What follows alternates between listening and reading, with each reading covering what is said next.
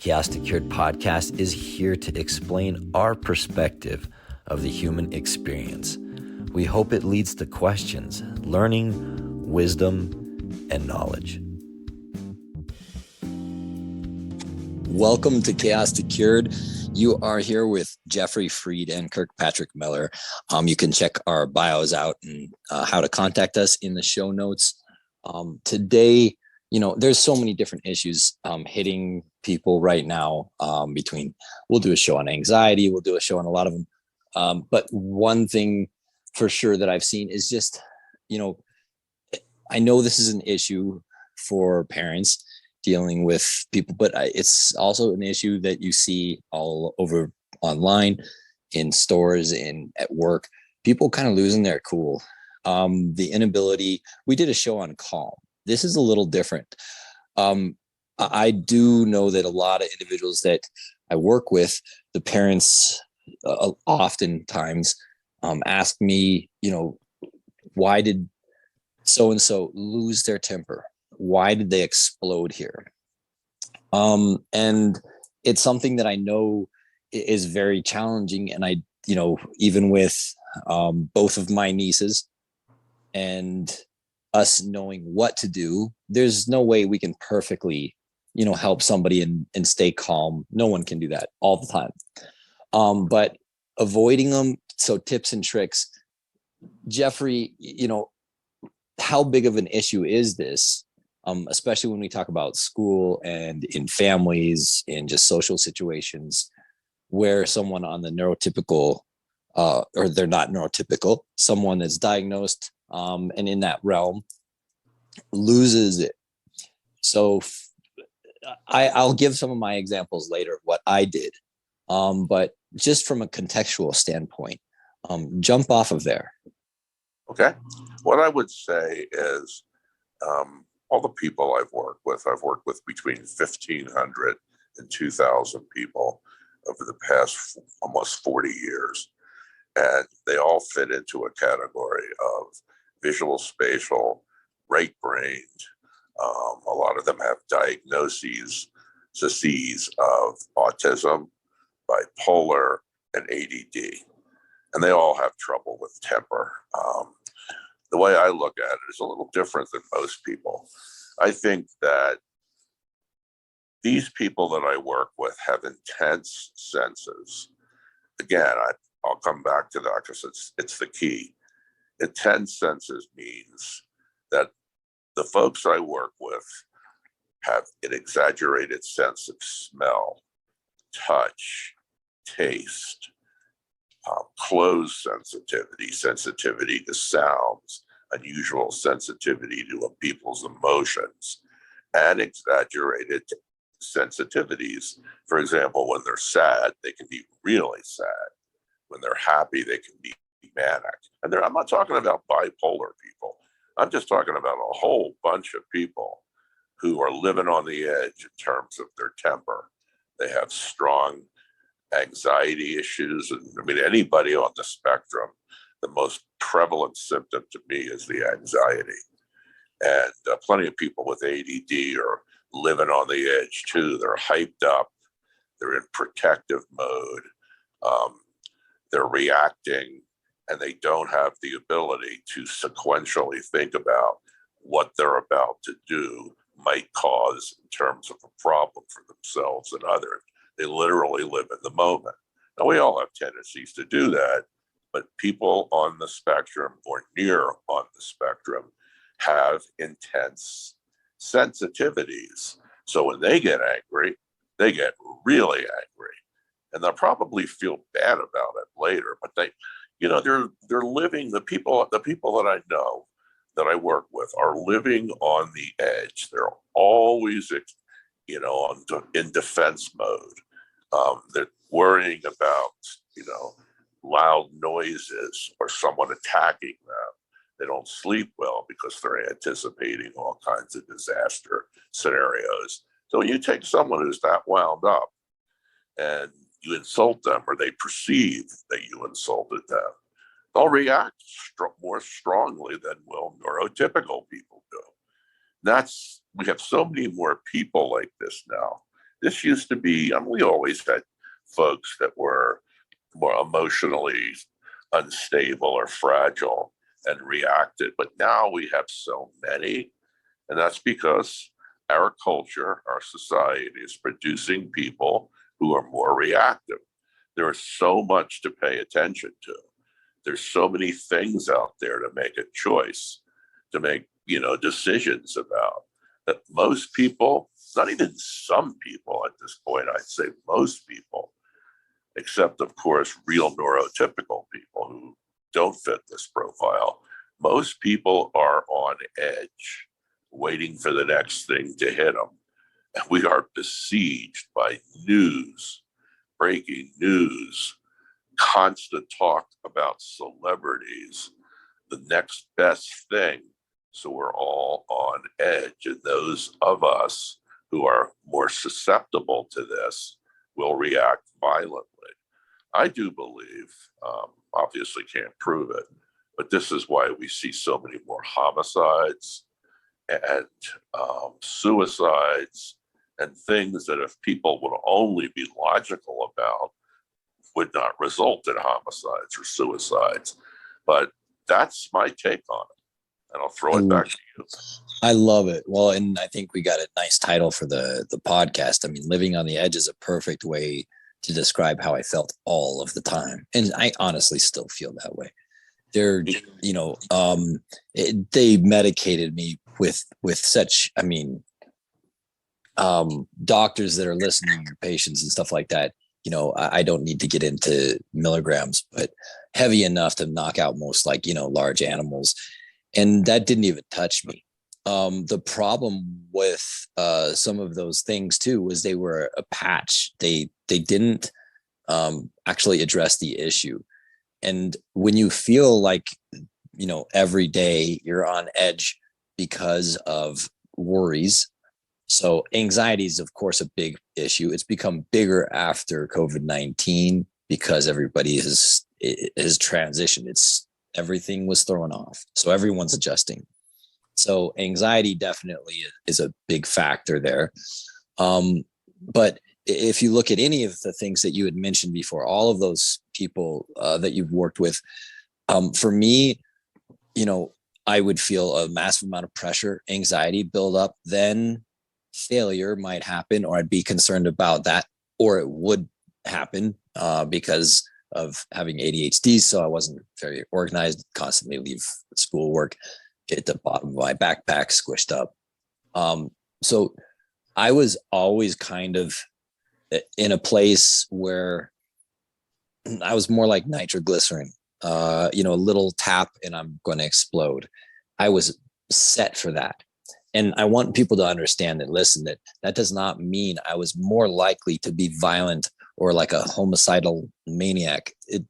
Mental health just does not have any correlation with, somebody going out and yes, someone with an extreme mental health condition like I had, bipolar.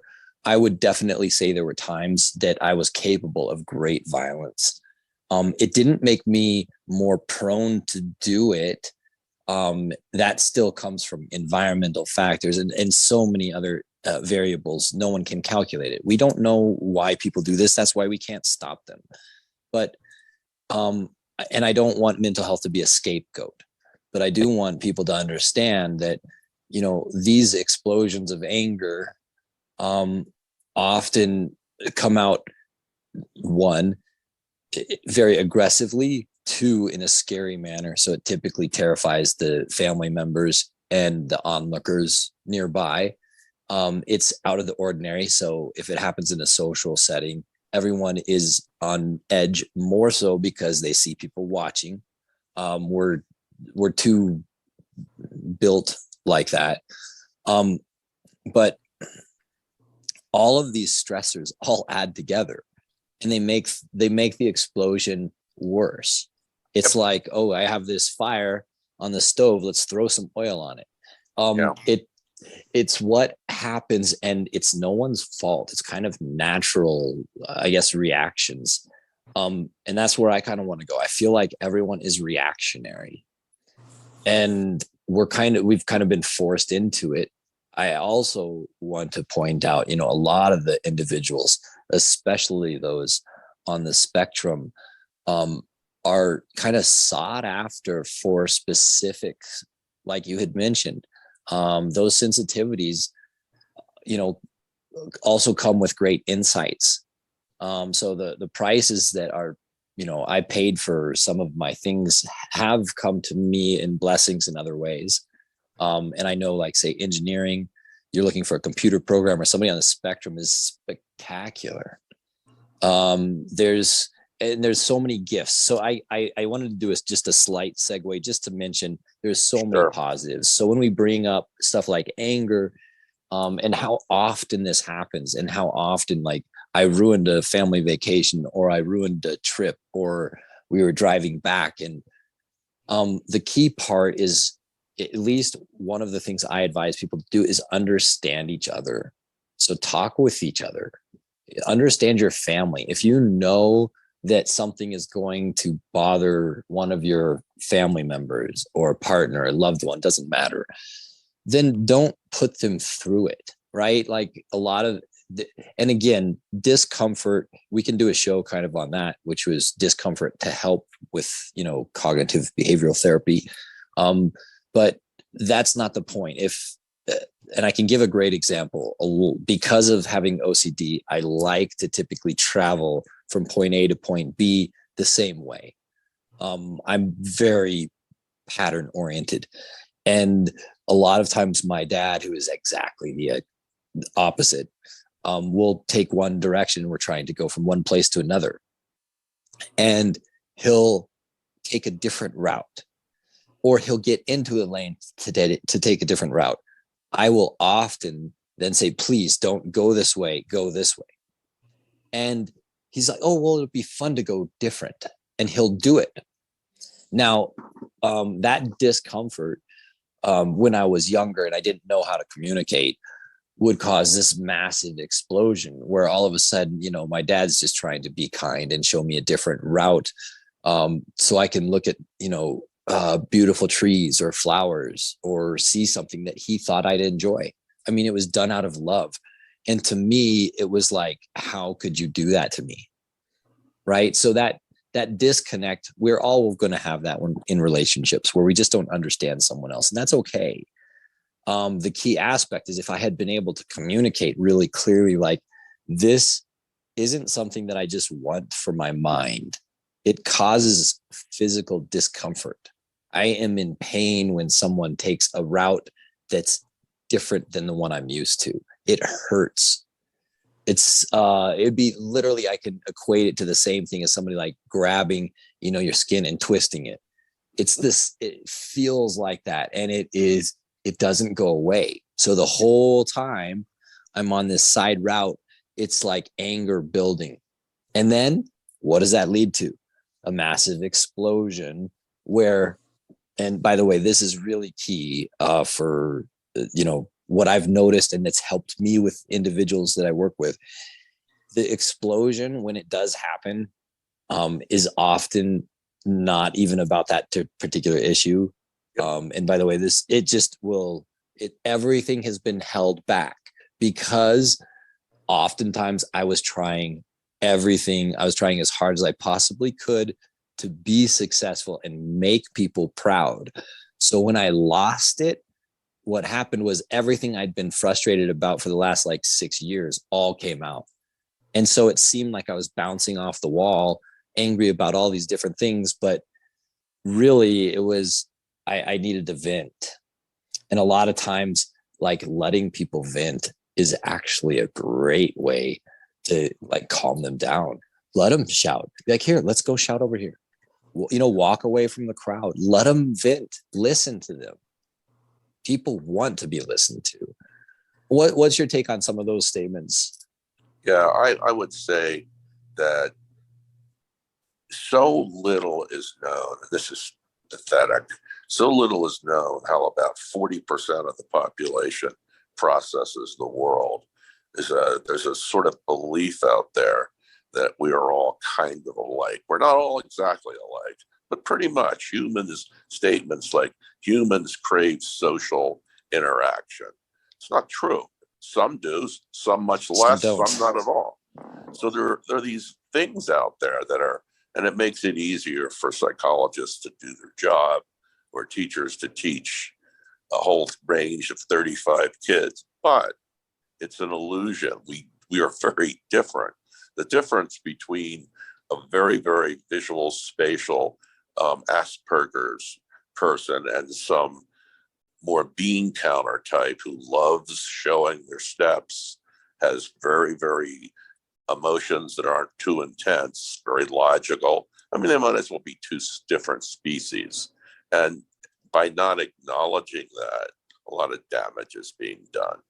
And of course, the kid who is linear and sequential is very much prized in the classroom, and probably as a patient too, because they follow orders, they don't question, and they take notes. So we just want to assume that that's the way everybody or most everybody thinks, and that's not true. So what I'm thinking is more needs to be known about how 40% of the population, I'm estimating, but it's probably more than that, process the world, and how it's not a mental disorder. It's the way that they think. Their emotions are intense. A lot of times, this is a big one, and nobody knows this one, or almost nobody knows it.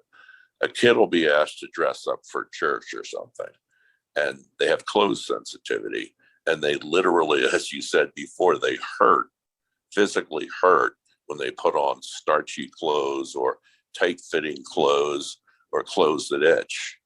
And they literally will throw a fit not to get into the clothes. And the parents just think of it as willful and just trying to be a brat and trying to enforce control. And that's what most psychologists would interpret it as. And it's not. They're really hurting. I'm like that. I used to get beaten because I wouldn't wear clothes to events. And, I wear clothes. That was funny. I wouldn't wear tight-fitting clothes.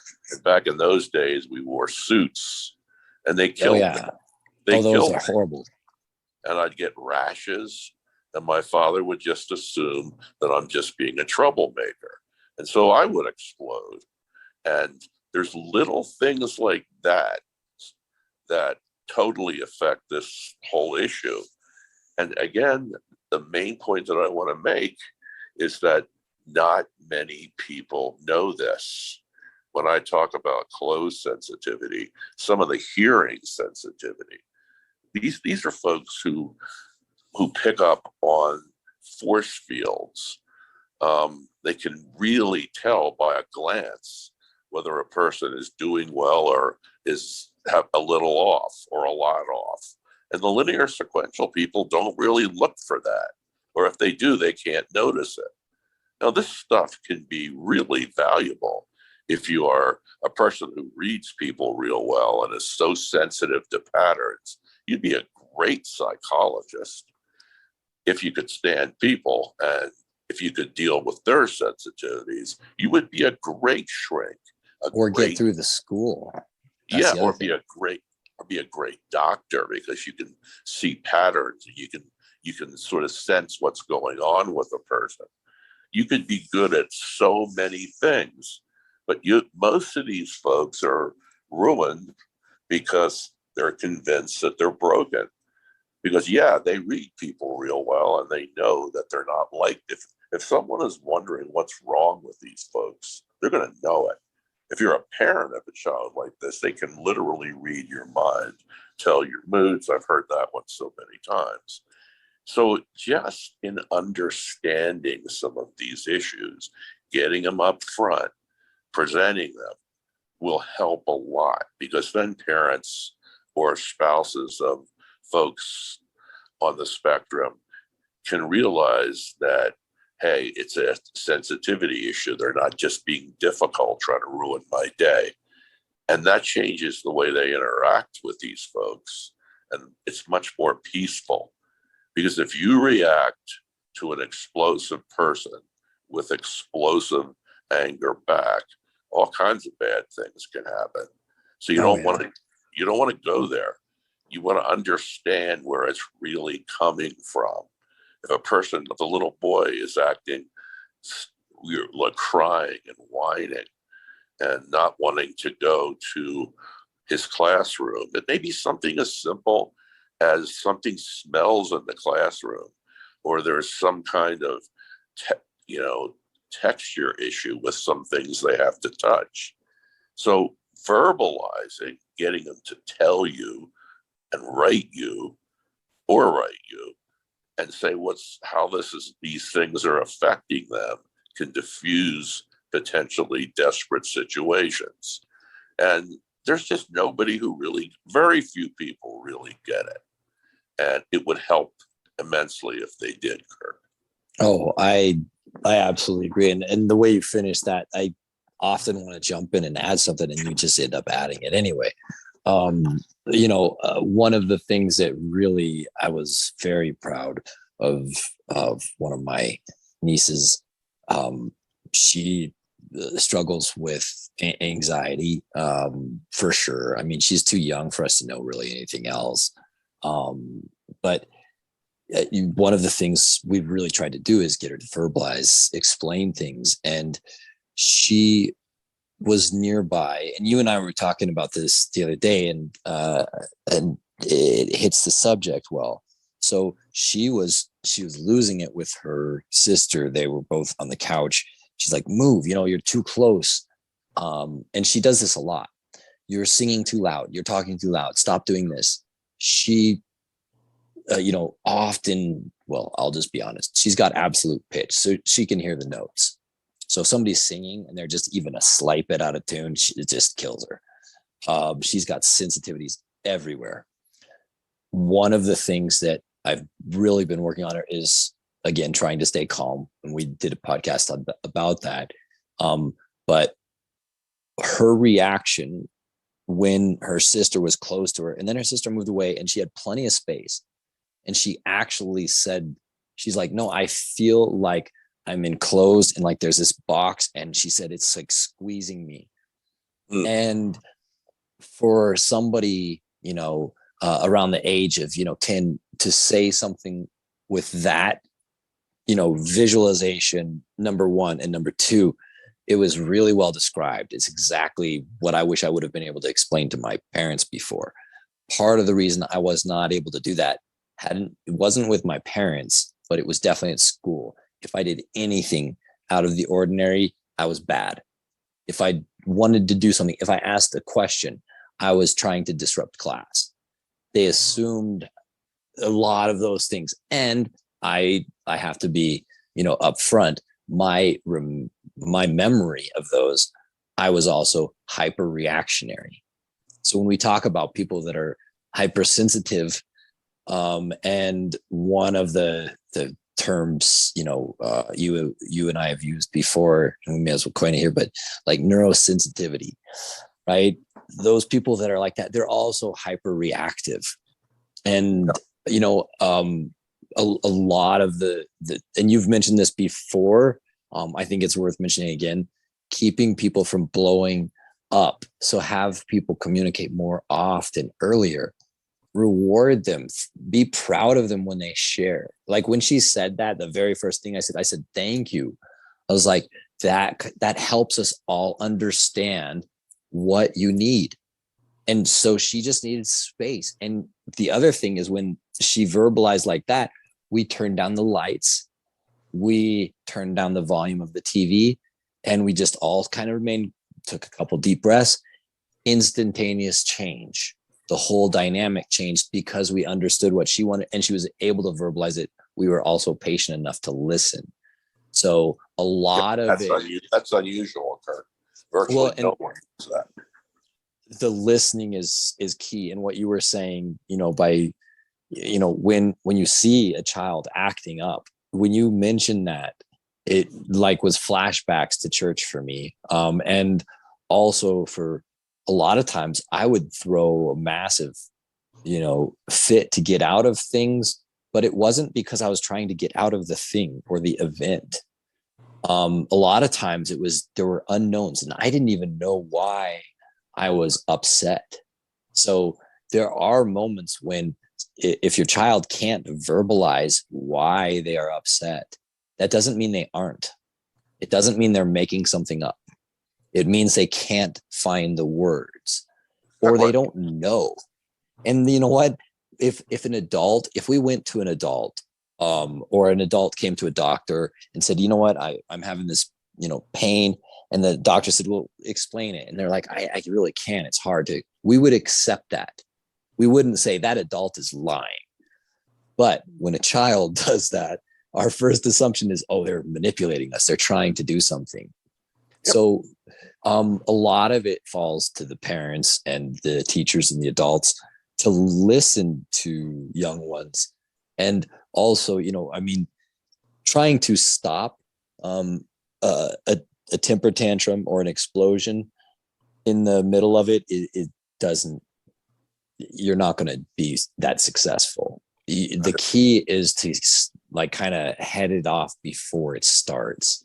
For me, when I was in the throes of the, massive explosion, if somebody tried to actually help me, and this is the weird part, and it's important for people to listen to, when I was in that place, things that would make me happy ticked me off. They made it worse because my mental state wanted to be lost there. I didn't want to be unhappy, but my mind, there was another part of it that was pulling it away from cheering back up. And I don't know why. I theorize or I hypothesize maybe that I needed to get something out. There was something I needed to say. And so I would get lost in that mode and no one could pull me out. So the best chance you really have is really understanding. What do you think of that? What that may have been is when you start to lose it, you pick up the anguish or disappointment or that really placating attitude that people might take towards you, and it just makes you even angrier. And then you start feeling, if I've already ruined it, I might as well go to town. And if I'm going to be awful, I'm going to get credit for it. I'm going to be really, really awful. I can't be good. It's already ruined. I want to be the worst I can be. And that's that black and white thinking that a lot of people have on the spectrum too. Things are either great or they're awful.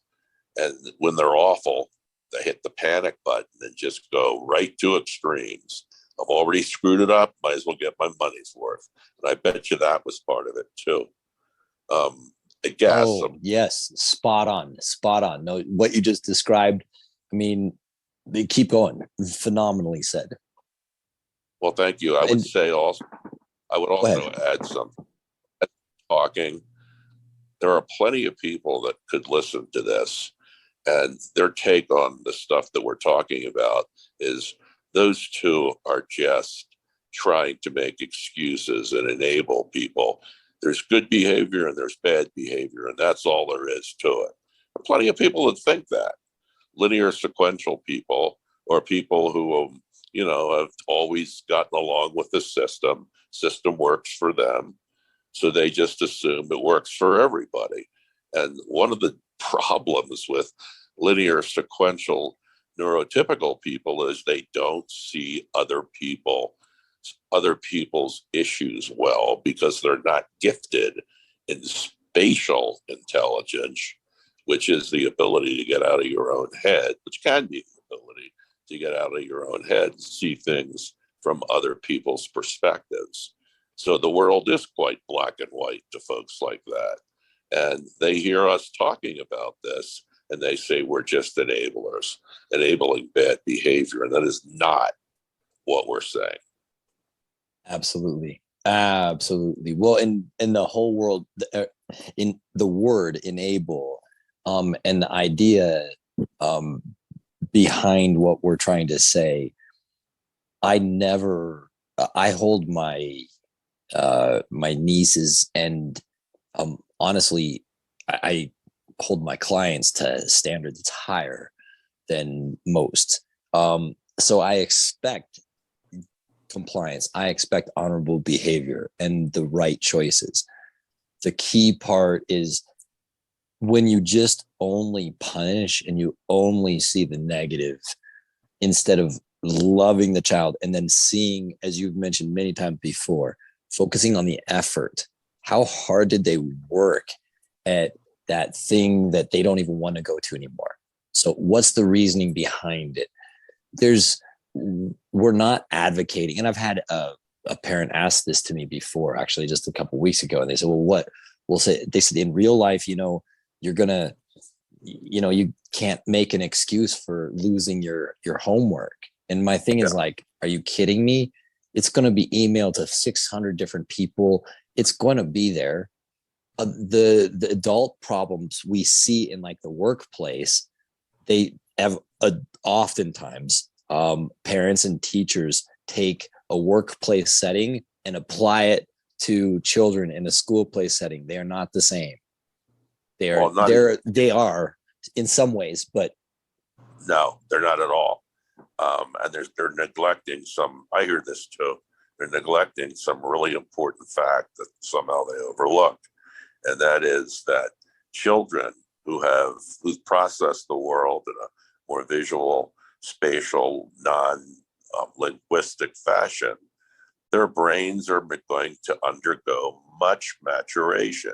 They develop slower. Part of the brain that's responsible for that type of thinking, sequential thinking, the prefrontal cortex, isn't even developed in these folks until later than their neurotypical counterparts. So they're assuming that an 8-year-old is going to be the same as they are when they're 18. And that's really stupid. They will be so vastly different. But then again, parents and teachers are afraid that if they enable this kid, he's going to keep doing it. And that's a total misinterpretation of what's going on with the kid.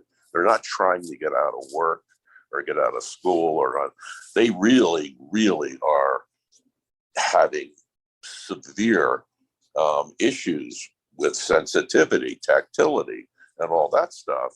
And you can make that better. I mean, if my parents had let me, I could have put on some like pajamas on under my suit, and it would have made it better. Or if I were in a loud situation, I'd have had some kind of noise canceling headphones. They didn't have them then, but they do now. There are things that you can do to actually get more what you're doing is you're building up resistance when you do things like that. You're building up resistance to the irritant. And the person who's 8 and can't go to school in anything but their sweatpants, they're not going to be that way when they're 28. Most likely, they're going to have adapted. They're going to have adapted to the real world, and their brains are better able to handle it. But if you frustrate that child continually and they get the impression that they're screw-ups, then it will. And again, it's just a lack of knowledge. There's a lot of, there are good parents who absolutely know how to work with these issues, but there are not enough of them. So we're calling for more knowledge. Well, and the other thing too is, if you are a parent out there and you are struggling, I mean, please reach out to Jeffrey.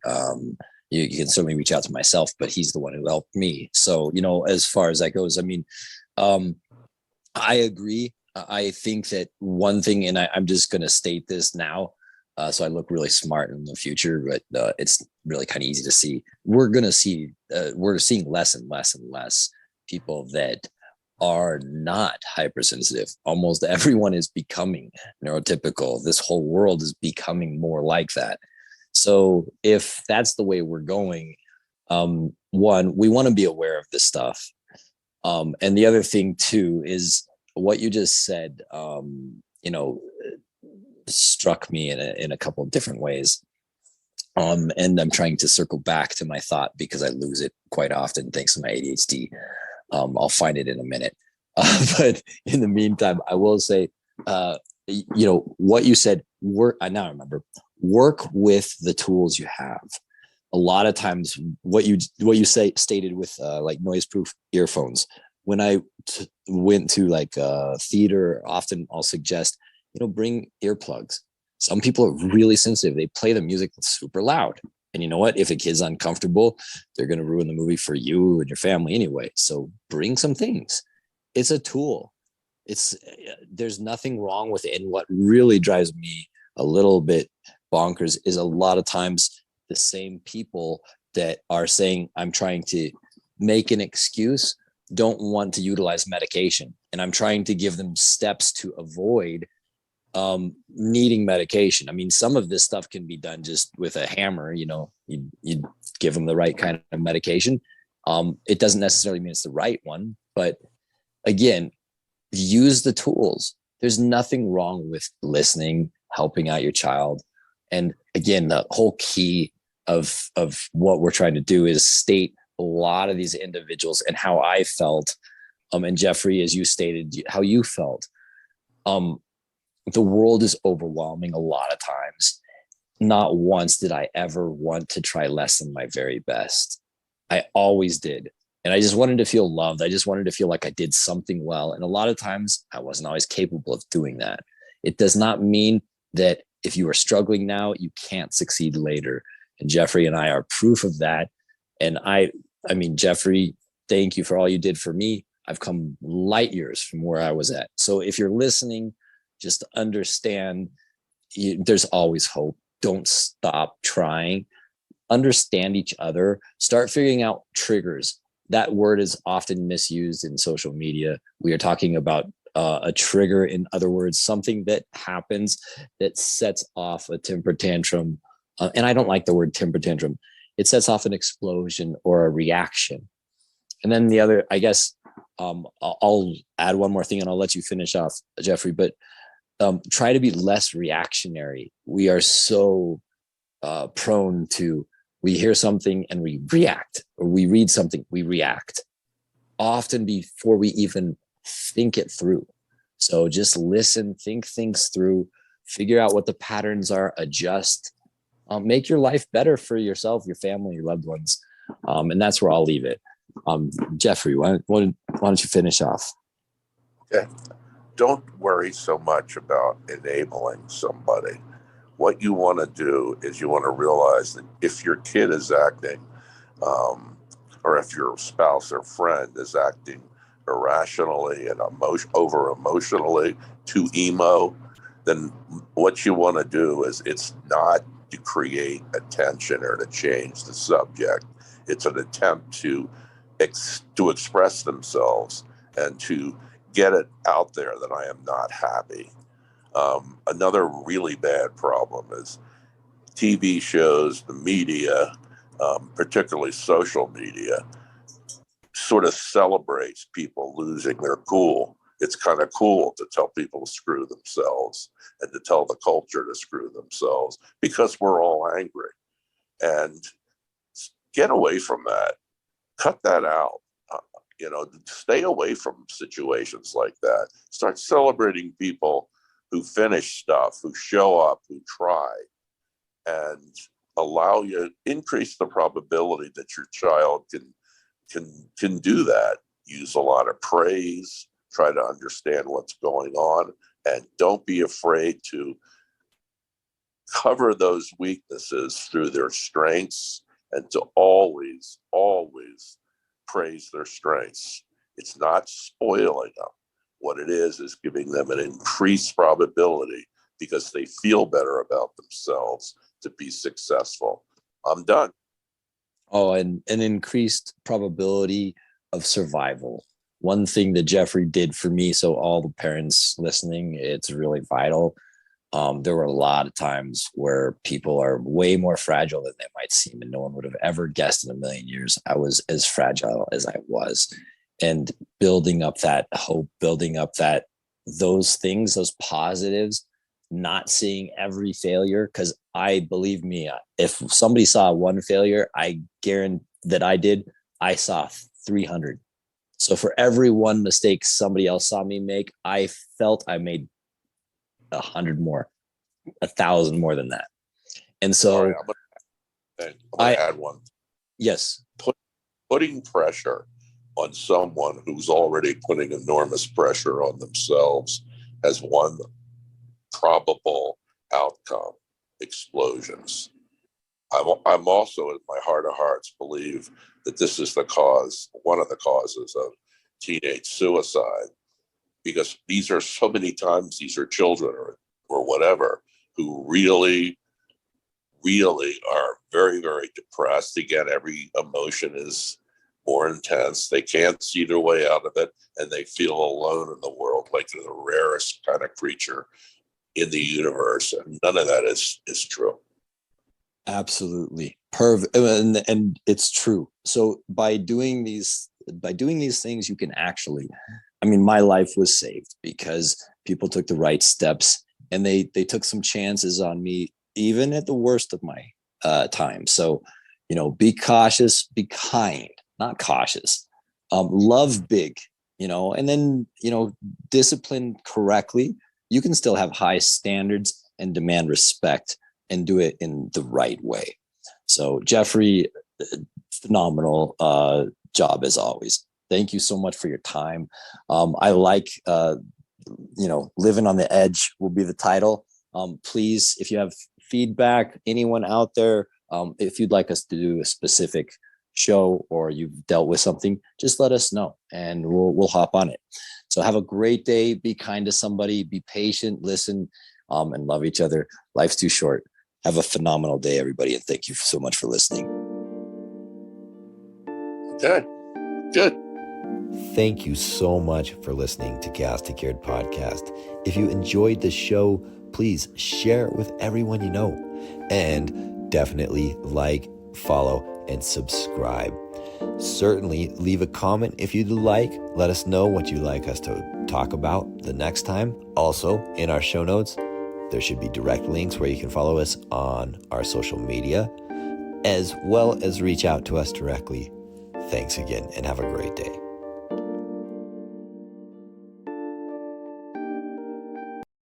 The views, thoughts, and opinions expressed on Chaos2Cured podcast are the speaker's own. All discussion is based on our own experiences.